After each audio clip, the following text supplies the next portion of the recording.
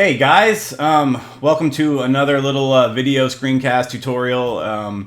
Thank you so much for the kind words and all the questions I got in the last one about wide angle versus a more tighter focal length for lightning photography. That was really cool to kind of see how it helps some people with thinking through different situations. So I got a lot of questions, and I also got a lot of feedback for other things people wanted to hear. And so this is one I've wanted to do for a long time, and I've done in various ways. But the question I get the most whenever I post, a lightning photo is, "Hey Mike, what are the best settings for lightning?" And it's a really tough question because, as you can see from my desktop here of this collection of lightning photos, there are very many different situations, from bright daylight to sunset all the way to night to even Milky Way here at the end. So it's kind of a tough thing to answer. It depends on the situation you're in. So I'm going to talk about kind of three general situations: daytime, dusk into sunset, blue hour, and then nighttime. And the daytime stuff I'll talk about quickly. Most of it is involving a lightning trigger, and I have another tutorial about that. So I'm not going to spend a ton of time on the daytime stuff, although it is pretty important. So we'll talk a little bit about it, and then talk about ND filters and different ways to capture daytime stuff. So let's kind of just jump right in. I don't want this video to be super long, but it probably will be. So hopefully you will get something out of it, even if it kind of goes on for a while. So let's just start right off with daytime lightning. And daytime lightning is some of the hardest lightning to capture. That's why I use the lightning trigger 4. There's lots of different lightning sensors out there, but I like the lightning trigger 4. And again, there's a tutorial on my YouTube channel about it that you can go back and kind of learn about that. But daytime is pretty tough, so that's why I use one. I'll start off with this quick shot. The kind of general settings that I use when I'm shooting during the day is I try to get my cameras around f16. I slap a general smallish ND filter on there, like a 1 to 3 stop, and try to get my shutter speed around 1/60th of a second if I can, or slower. So this one right here, 1/40th of a second, f16. There was a little ND filter on there and the lightning trigger. And as you can see, this was a very powerful bolt. I believe it was kind of a positive. It came out the top here. There wasn't very much lightning. And for a daytime bolt to have this many kind of filaments be visible is very, very, not unusual, but I don't usually capture them in that great detail during the day. But again, f16, 1/40th of a second, and with a little ND filter on there. And I'll talk about ND filters, because I think there's some people that don't think, oh, I just put on a really big ND filter and do a slow shutter speed, I'll be good. Doesn't work that way. Here's another shot. This was at f22 actually, 1/40th of a second. And here I'm kind of messing with stuff. This was in 2017. In the lightning trigger tutorial, I talk about how I want a really slow shutter speed, but sometimes I want my ISO cranked up a little bit so that the sensor will pick up that brief instance of lightning, because ISO is your sensor's sensitivity to light. Sometimes lightning is so fast during the day that maybe it can't penetrate your narrow aperture or your ND filter. So bringing that ISO up a little bit is kind of something in my brain that can help. So this was another lightning trigger shot, f22, 1/40th of a second, ISO 320, to try to make it a little bit more sensitive to that lightning strike. And this was actually pretty good for how bright it was, that it actually caught a little bit of a couple filaments and this main bolt here. Another sample, 135 millimeter shot, f16, 1/30th of a second. It was slightly darker in this area, so I was able to, get a little bit slower of a shutter speed. Now this photo is getting a little bit closer towards the end of day. I'm at f16, ISO 160, and 1/13th of a second, so it's getting slower. And so as the day goes on and it starts getting a little bit darker, you're able to slow your shutter speed down. Now, if you use a lightning trigger, the lightning trigger senses the lightning and takes a picture. So the longer your shutter speed can be, the more chance you have it actually capturing something. So that's kind of a general of the daytime settings. You got to have a narrow aperture, slow shutter speed, 1/60th or slower, and a lightning trigger will help. Now, if you don't have a lightning trigger, there's a couple other methods. One of them is just spray and pray. Point your camera out there at the lightning and just keep taking pictures over and over. Hold it down. Maybe put high speed continuous on there, but you're probably gonna fill up the buffer on your memory card. But the other way that I like to do it is just by shooting time lapse. I'm obviously kind of really big into time lapse, and so for me, being able to take a shot every second of a storm, every 2 seconds, and maybe get lucky with lightning is one way to do it. Now, I shoot with 3 cameras, so I'd probably have one on a lightning trigger anyway. But here's an example of a storm where I actually was having problems with my lightning trigger, but this was a wide angle doing every second time lapse, and my wide angle caught this awesome lightning strike right here just on a time lapse. If you don't have a lightning trigger, and this day mine wasn't working, this was how I caught the lightning strike. So if you think a storm is great and maybe you want to learn how to time lapse, point it at a storm and start taking a shot every second and see what happens. And even this one, I generally shoot at f8 for a lot of my storm stuff, doing time lapse. So this was 1/320th of a second, so really fast shutter speed compared to what I told you for daylight stuff, but it still managed to catch this. Now you'll notice, and I don't know what was there really, there's no other filaments, it's just the main channel because, you know, that shutter speed was so fast it probably missed all that. And here's another sample of this where my lightning trigger actually missed this strike, and I had another wide angle shooting it, it missed it, but this time lapse was shooting, I believe, every 2 seconds, and I ended up catching this on time lapse. 1/50th of a second, f8, ISO 100, and the reason the lightning strike, or the lightning trigger, missed this, more than likely, is this is a big positive bolt coming out the top of the storm, and I've noticed when I see those that they kind of just flash and they're done. There's no multi-flashing, which can happen when a lightning strike kind of comes out of the base of the storm where the rain is most of the time. Sometimes those flash multiple times, and it's easier for your lightning trigger to capture them even on the second flash or the multi-flash. So the lightning trigger missed this, but then, you know, again, this situation, I probably could have had one camera at f16 and doing maybe 1 or 2 second exposure because of kind of how dark the scene looked. And then again, this is just another shot of doing a time lapse, 1/60th of a second. It caught the lightning strike. So there's 2 different methods: trying doing time lapse and hoping to get something, doing a lightning trigger, or just spray and praying. So briefly, before we move on to the next section of lightning, I want to talk about ND filters, because I've heard a lot of people say, "Oh, Mike, I'd just slap a 10 stop on there and do like a 6 to 10 second exposure during the day and I'll get it." And the answer to that is no. Lightning is a brief moment, a brief flash of light, and it has to, a 10 stop, light has to persistently push through that ND filter in order to show up. A brief flash is not going to be strong enough to show up unless it's like right in front of you, maybe.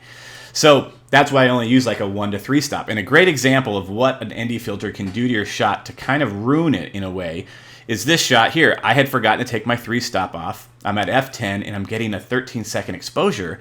And in my head I was like, why am I getting 13 seconds right now? Yeah, the sun's just gone down. There's still a little bit of light left, but 13 seconds is crazy long.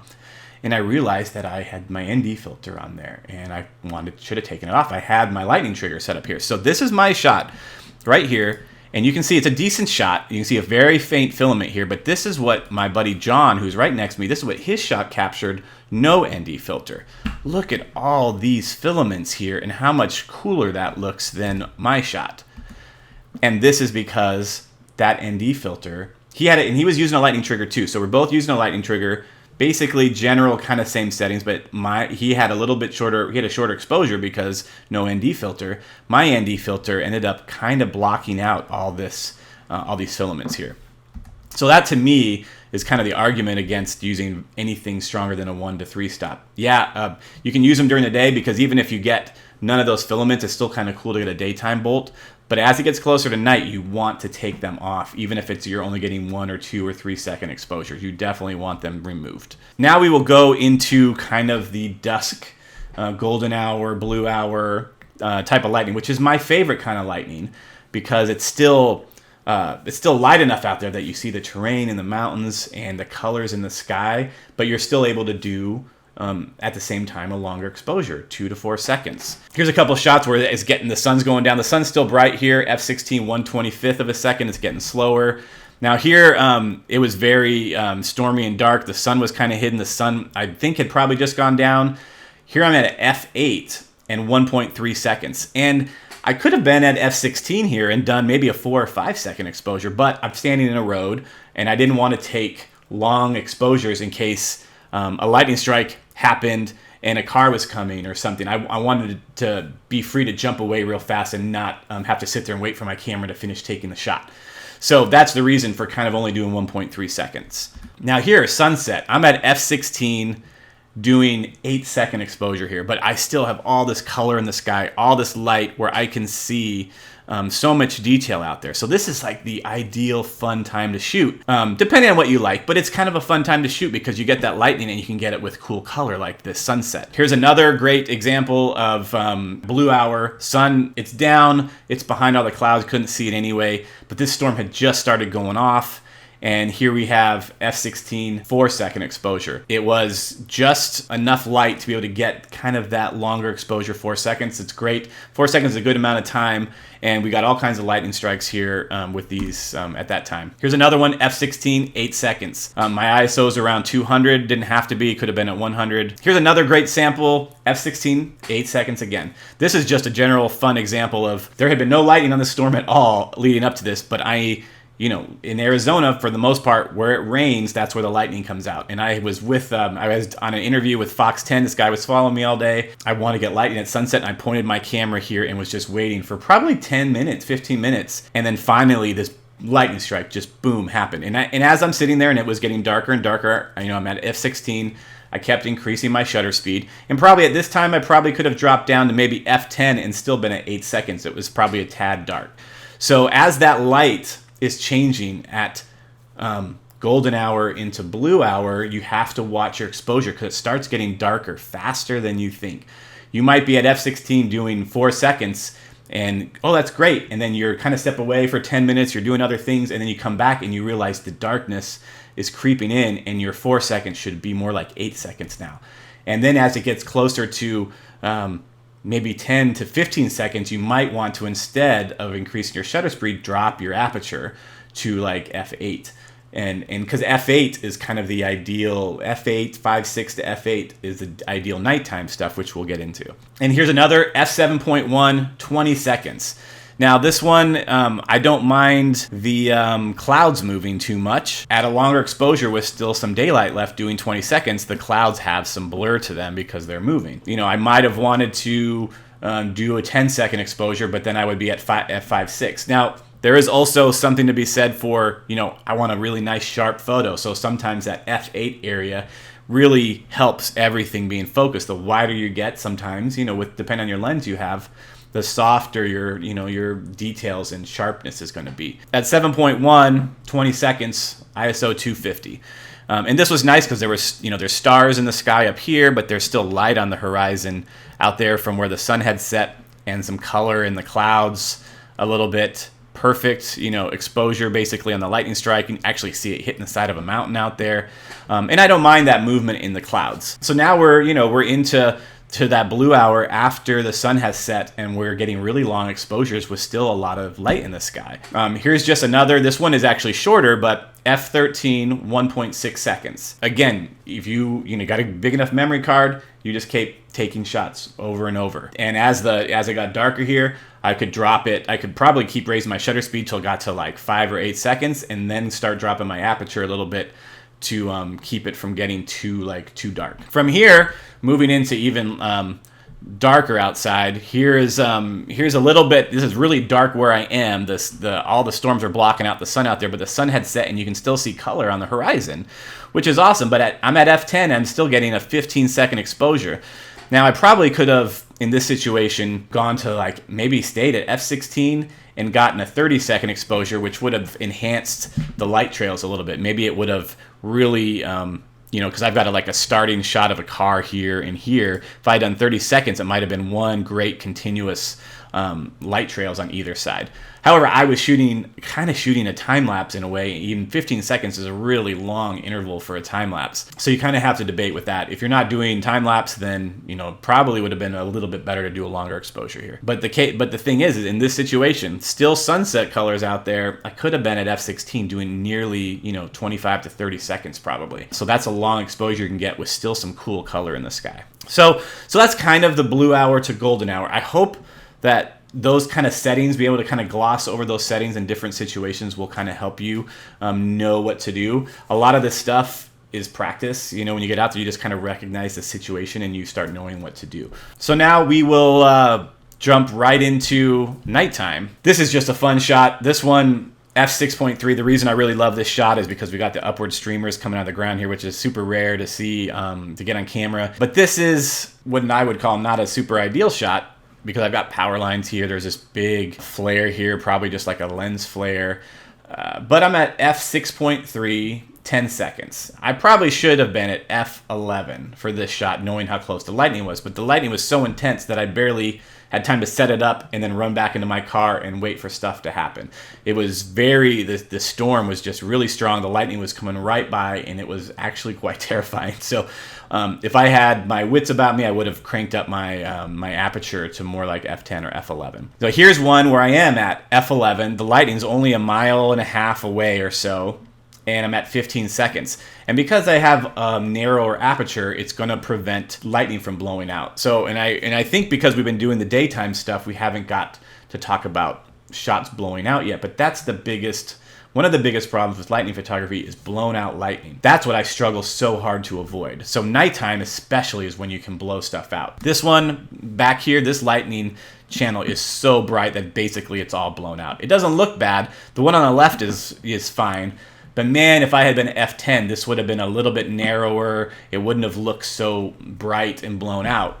Maybe it didn't matter either way, but I kind of struggle to make sure I don't blow stuff out. So this shot, this channel on the left, pretty strong. It's a little bit blown out. It doesn't matter in this photo. I don't care about it. You know, the exit point right here is a little blown out. At f11, 15 seconds, there's not much you can do about it.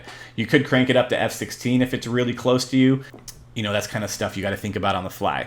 Here's one of my favorite all-time, probably my #1 all-time lightning photo I've taken. I remember watching this storm, and this is a situation where you have to kind of be aware of the ever-changing situation that you're in. This storm is off in the distance, past those mountains, and I was probably shooting at f6.3 and ISO 200 as the storm was coming closer. I started realizing, okay, I gotta get to like f7.1.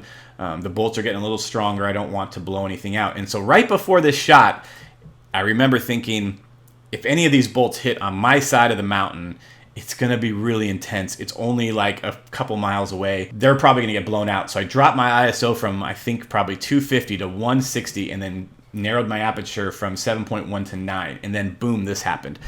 And nothing's really blown out here. It's a little bit bright on this upper area right here where I would have liked to maybe have not been so bright.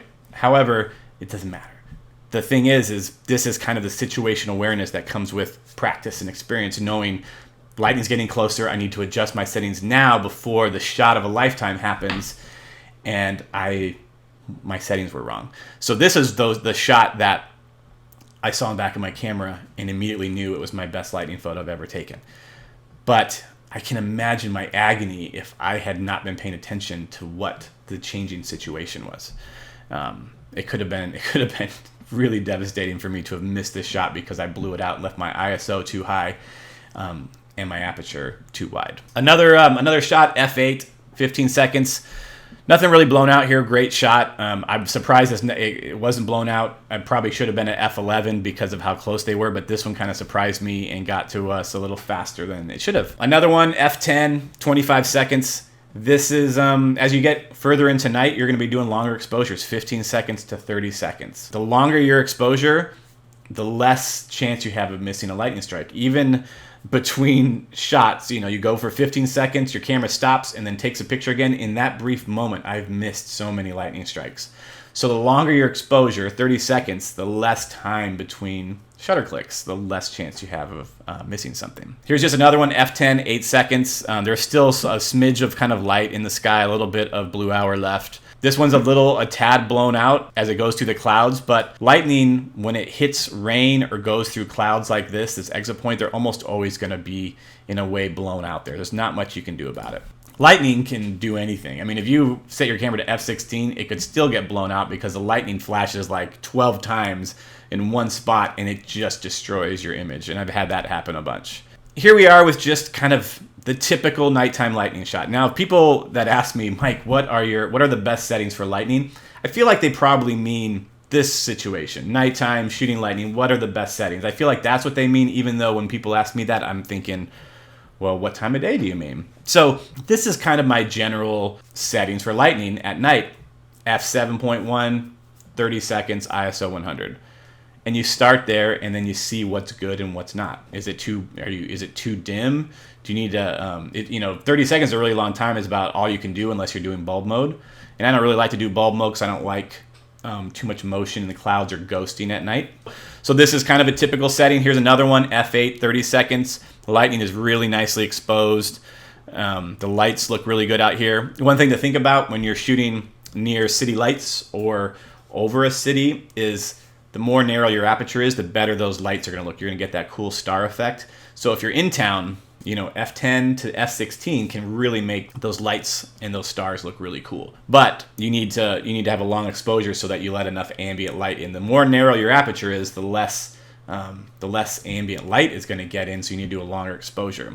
Because the hardest thing is getting a really dark lightning shot and then wanting to bring up your exposure in post, and then it starts introducing noise. And I do that a lot. So here's another one where this is 135 millimeter. I'm down to f5.6 because the lightning was a good distance away. f5.6, 20 seconds, ISO 125. Nothing's really blown out here. As some of this lightning hits this rain at the bottom, it looks really bright over here, but it's not bad at all. But this is where let's just say this lightning was just a mile away, instead of here where this is probably like 5 to 10 miles away, I would have easily blown these out with these settings probably, because the lightning would have been so close, it would have blown out the shot. So now we'll move into kind of later in the night, or maybe shots where you're not just exposing for the lightning, but you have this big scene. You have stars, Milky Way, and all that, and that's where your settings change even more. Maybe you want to do something different. On this shot, I was, this is in Montana, the moon was out on the right, you can see all this light, and I was trying to let enough light in to really show the clouds. However, I didn't want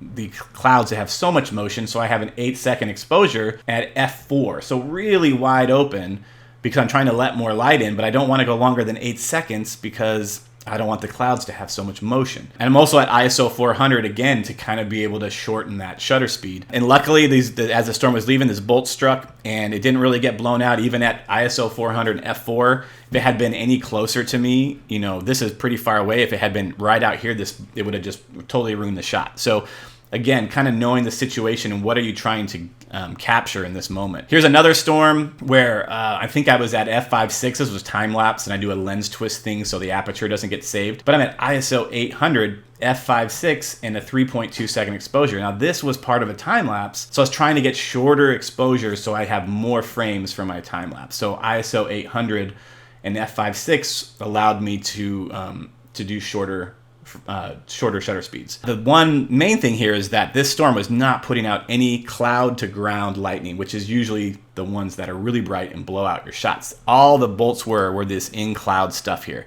and those just weren't that bright. So at f8, 5, 6, I knew I was probably gonna be okay unless some monster bolt came out of this thing and hit the ground, and then it might be blown out and like, well, whatever, I'm doing a time lapse, that's just the way it's gonna be. But I kind of knew, this lightning up there is not messing anything up, so I can be at a higher ISO. So that one kind of worked out. Kind of a same-ish situation here. f5, pretty wide open, ISO 500. Again, there's these clouds are being lit up by the moon. There's city lights here, and I was doing a time lapse. So I'm at 5 seconds. I wanted to see how many exposures I could get. Lightning is a decent distance away, so even at 500 ISO and f5, the lightning didn't get blown out. But at the same time, I'm getting stars up here in the light on the tops of the cloud, which I freaking love. So that's, again, another situation where it's not a very typical shoot at f7, 30 seconds, because if I had been doing 30 seconds, there would have been way more cloud movement, but also maybe the lightning would have been really dark at 10 to f16 in 30 seconds. Again, it's all kind of messing around with stuff. When you're out there shooting, you're like, that didn't work. I got to remember this. I got to try something different the next time. Here's one where it almost shouldn't have worked, but this is f5, ISO 1000, and I had been just kind of wanting to shoot a time lapse, or honestly, maybe I don't know what I was trying to do here. It's a 15-second exposure. I don't really know what I do with 15 seconds over and over is not very many frames for a time lapse. Maybe I was trying to get the stars up here. I'm not really sure. But this is a positive bolt, and because earlier, like I said, they kind of just happen in a blink and they don't flash multiple times, that this thing just boom, hit and was gone. And so it was so fast that at ISO 100, it didn't really blow out. There's some blowout up here, but it's kind of thick here, but it's also wide angle. That's what happens on the edges. And you can, my last video with the wide angle stuff, it kind of talks about what happens on the edge of your frames with a wide angle.